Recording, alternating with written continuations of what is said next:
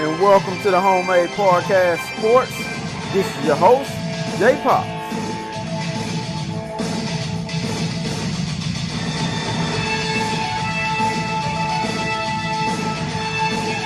And welcome back to the Homemade Podcast Sports with your host, J Pops. Guys, today's date is January 30th, 2021. We are one day away from it being the end of the first month into the new year, which is 2021. Please forgive me. I'm not in my usual Aggie clothing on today. As you can tell, it is a Saturday, people. So hey, I was out doing some things and on my way out to doing some more things. But in this here video that I'm about to give to you guys, it is primarily focused on the offensive line. It's focused on the guys that will be in the spring practice battle for that starting position on each and every spot, except with the exception of Kenyon Green. Kenyon Green's spot is solidified, regardless if he plays in that spring game or really just regardless if he plays in that spring game. If he's not playing in the spring game, obviously they want him to not potentially get injured, okay? So, and plus we've seen enough from where Kenyon Green to where we know that he should be the starter at his respective position, all right? So, but anywho, guys, on this latest edition, man, I will be getting into that detail of the offensive line and who these guys are, because you guys need to know who these guys are. Like I said on the first one, man, on every Saturday, should be every Saturday, I'll be breaking down each and every position. I thank all of you guys for putting that idea in my head, and there was a specific person who requested this video for the offensive line because I believe his son is committed to Texas A&M as of right now. So he actually requested this video, and hey, I'm a man of my word. All right. I told him I was going to do it, and hey, now here goes the video. But in here, man, I got a few things, that I want you guys to look at. I want you guys to analyze it, man. Hey, you guys give me your Give me your predictions to who will the starters be at each and every position. I got a strong feeling of who the starters will be, and I'm going to go ahead and break all the names down of the offensive linemen who are already there, of course, on campus, and who was there last season and turned into a sophomore, things of that nature, okay? So, first off, we have Josh Bankhead. He was a freshman, and he was a 3-star. He will be turned into a sophomore this year, of course. We have Smart Chibuzo, I think that's how you pronounce it.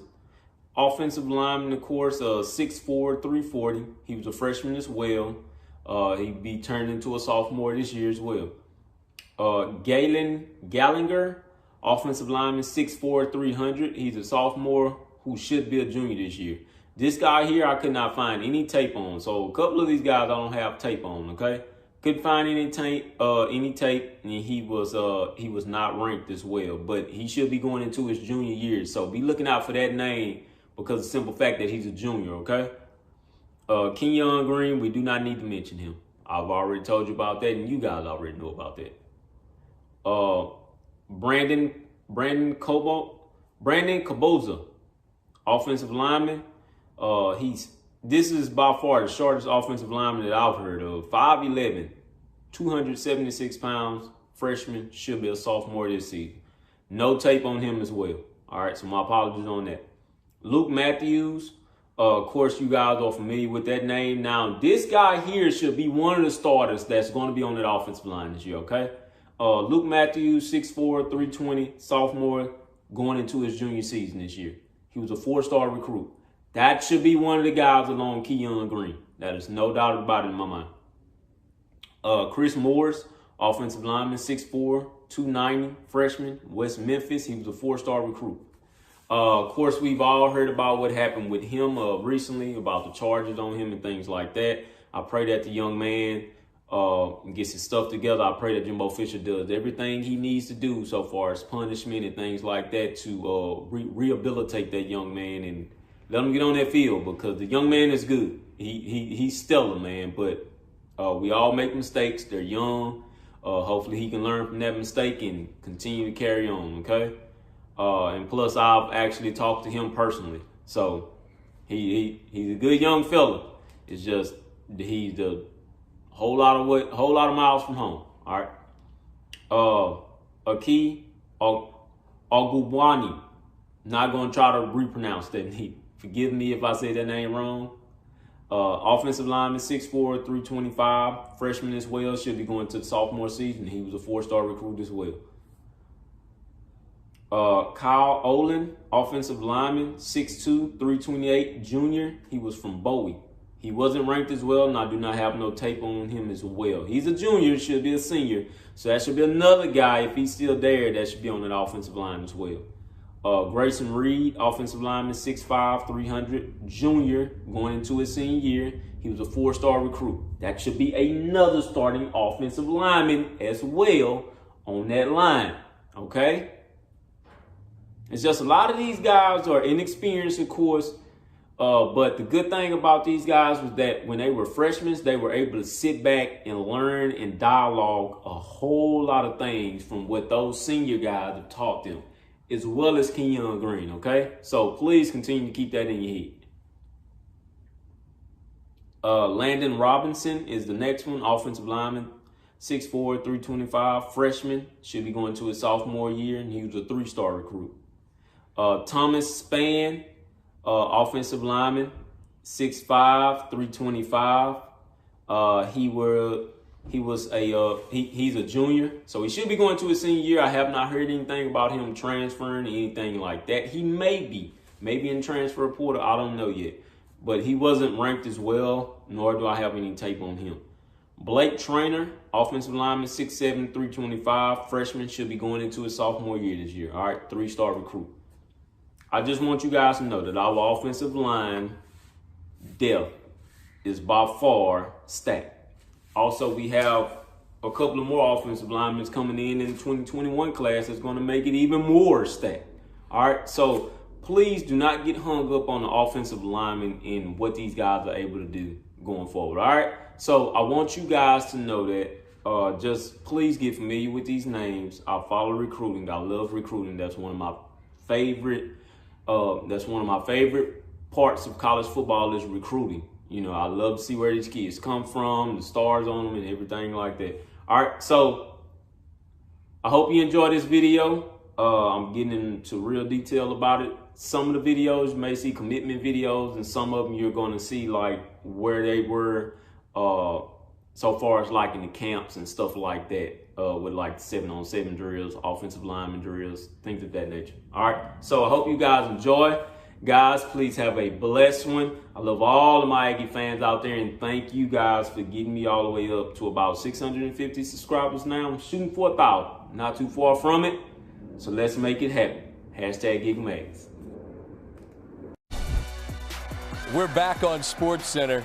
Jimbo Fisher standing by, and as he was going to find Mac Brown, look at the top end speed. He didn't want any part of that Gatorade bath. And as I see a smile on Coach's face, Jimbo joins us now. And Jimbo, look, I'm starting with that, man. Like I'm head on a swivel. You were not going to get got. Why were you so intent on not getting that Gatorade bath?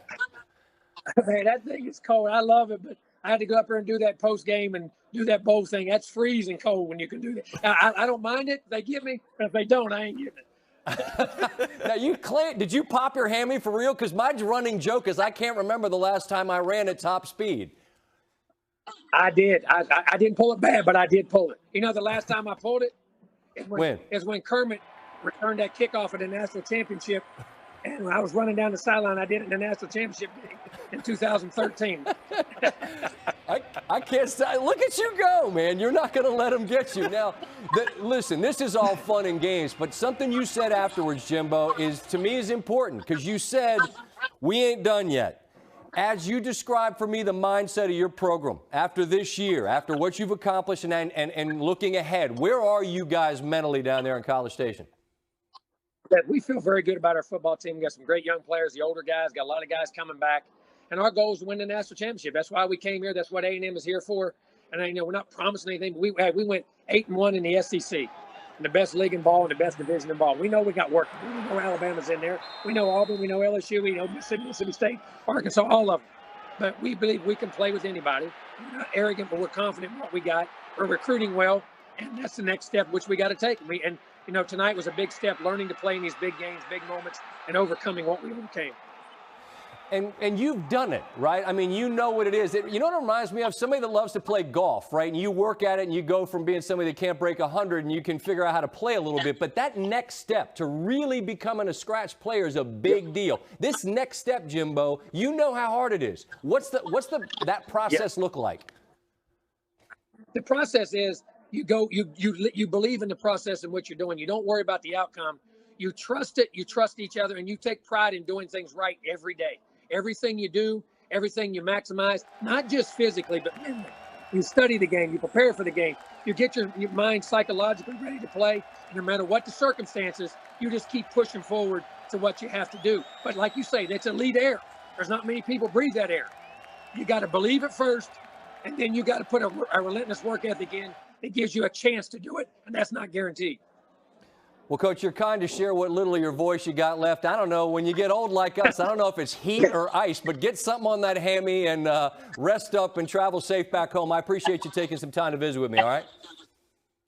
Always great, Scott. Thank you. Do a great job, buddy. Thank you. All right, Coach. Thanks so much. That's Jimbo Fisher.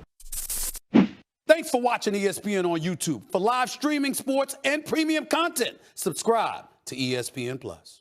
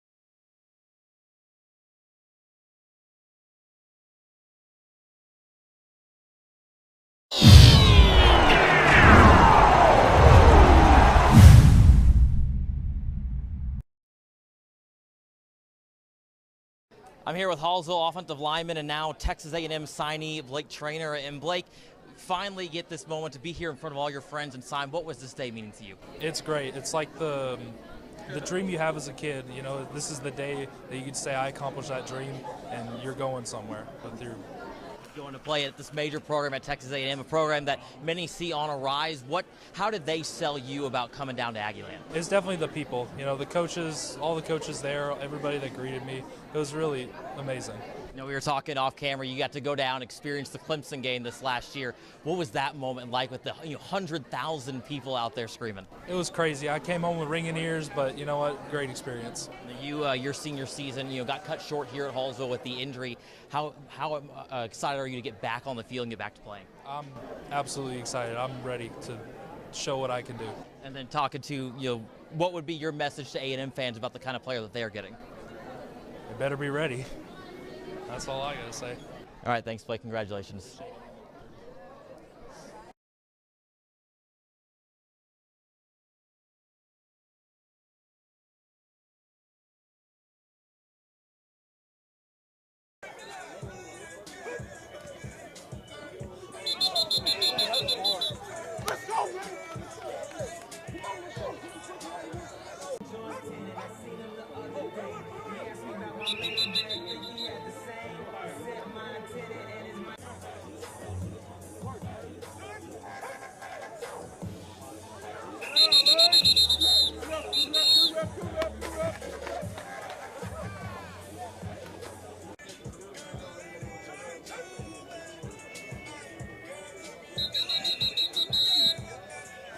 Eyes on a trainer.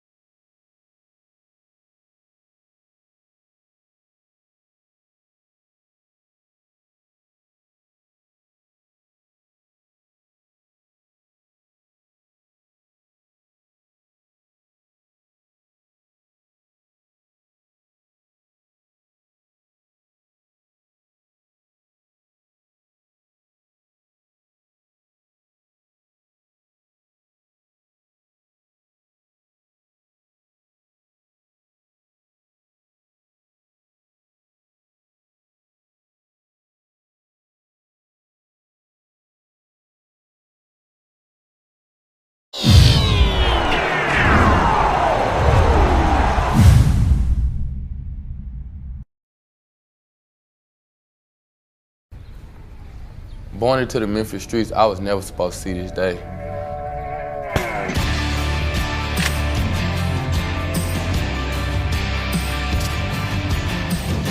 I didn't really have a plan. My grandma tried to keep me out the streets. I always made a way to get food, no matter what. After I figured out, my vision and where I wanted to go in life, it made me a tremendous change. But they'll never understand the sacrifices I made.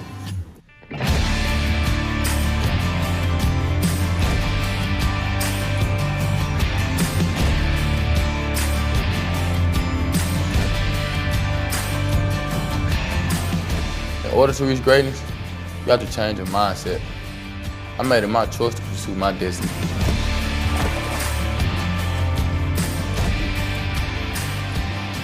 Alabama.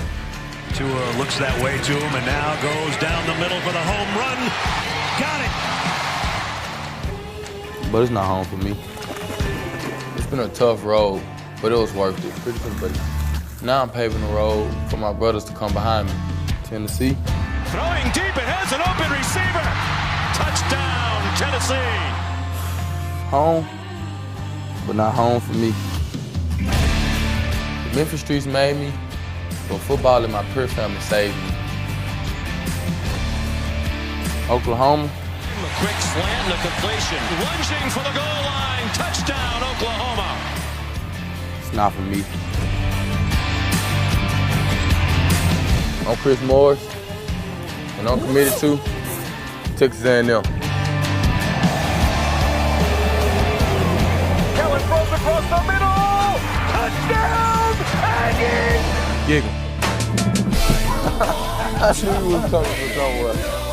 Shine a light for another right. Want to be pure. Find a way to turn around.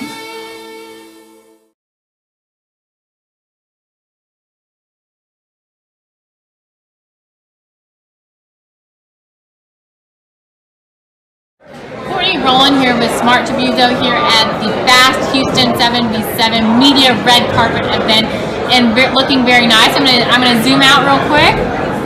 Looking very nice, very nice. The nice sunshades to match. So here at this event, you got to hear from Leon O'Neal. I took a picture of you two giving the gig 'em. What's it mean to hear from a fellow Aggie who's kind of already run the course so far? It feels great, Leon personally is like my big brother. Whenever I go back over there, he always, takes me in, shows me love, So that's like my big brother, really. He's already a big family over there. And committed early, you have. What was it about A&M that drew you to them? The fan base, the atmosphere, the love, so it feels like a family. And I didn't get that feeling nowhere else, but at A&M, it just felt right. That's immediately I walked on campus. So let's say from 1 to 10. 1 being kind of wishy-washy, looking around. 10 being so solid. Where would you stand? 10. 10? All right, that's pretty dang solid. So a lot of talent here today. Any guys that you're working on? Latrell. Okay, Latrell. Dwight.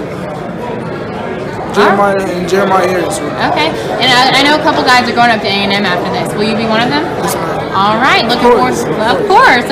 So you're their personal tour guide, huh? Basically. So what's next for you after A&M today? What can we be looking forward to? I'm going to Nike opening. Okay, perfect. And that's really good. All right, awesome. Smart here with Rivals.com.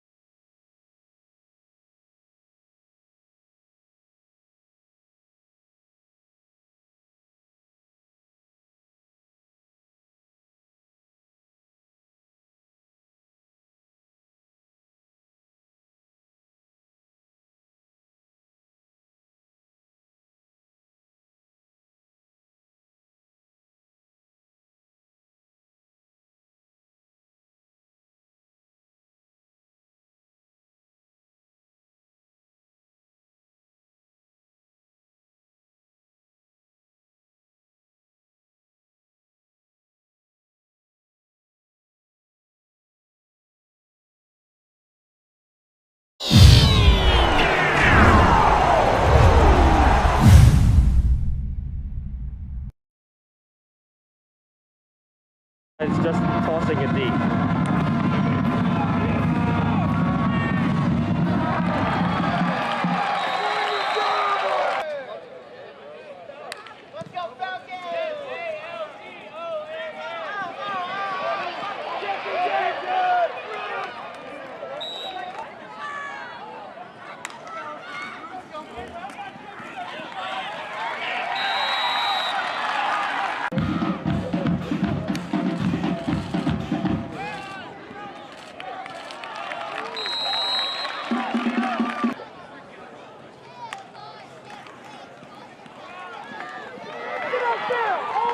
Double, so we got the boundary.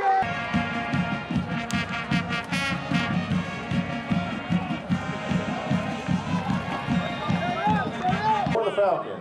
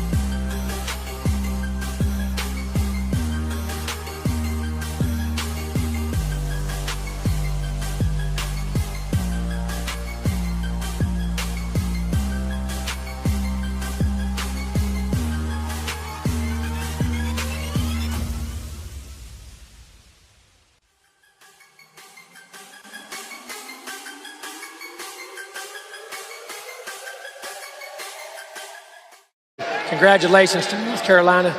North Carolina had one heck of a team, man. That was one of the great Orange Bowls of all time. That game right there was one heck of a football game. He's got a great team. But I'd also say there's a heck of a football team standing right here in front of me, too. I'm a heck of a football team right here in front of me. Hey, we've came a long way, achieved a lot of things, had some disappointments, had some things. But I'm going to tell you what, this team kept fighting just like in this game. I can't be happy. I'm so happy for our fans. The 12th man is as good as it gets, guys. I'm telling you that right now. They're lucky we all couldn't come. They're lucky we all couldn't come. But, you know, hey, there's some great things for what this team's accomplished, this senior class. I want to say thank you to this senior class, what it's achieved, what it's done, what it's came through, and really persevered and laid the groundwork for the future of this organization. But I'm going to tell you this, we ain't done yet. Jimbo, I have to ask, when's the last time you ran that fast to avoid a Gatorade shower? I tell you what, and I pulled my hamstring. Somebody in there is going to pay for that. I ran that fast in 25 years. Jimbo, you alluded to it earlier. A couple of weeks ago, your team felt it deserved to be in the top 4. Yep. In no way, shape, or form did they hang their heads or did they pout. How gratifying is it to win the Capital One Orange Bowl? I'm going to say this right now. There's a group of players right here that love each other, and I'm going to tell you, they were very disappointed. But we had a meeting about an hour after the selection committee. And we walked in, we said, we don't care. We're going to play the best Orange Bowl we can possibly play. We're going to lay the groundwork. And their whole mindset went 1 hour. I know it hurt them inside, but it tells about the character of this team. And for nobody to take a step out, nobody thought about opting out of the game. They all played because they all wanted to love, trust, and believe in each other. They had a responsibility to each other. There was something proud right there. That's Aggie pride right there. Isaiah Spiller has meant a great deal to your football program, and of course we hope that his ankle is okay. What did you think of the performance of Devon A-Chain, the man standing right next to you in tonight's game? I'll tell you, I might have to keep this guy around a little bit. I'm going to tell you something now. What he did tonight in the runs, but he's done it all year. He got banged in the beginning of the year, and then he had great runs at the middle of the year, and then he got banged up, and he came back tonight. And that performance tonight, I mean, that run, I don't know how far it was, 70, 80 yards, bouncing, banging. That's what big-time players do. He's going to have an unbelievable future. I'm so happy and so proud of him, that's for sure.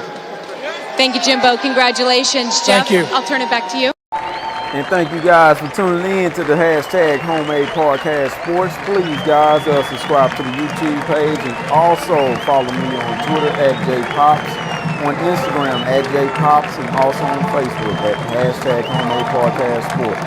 Thank you guys once again. Hashtag Aggies.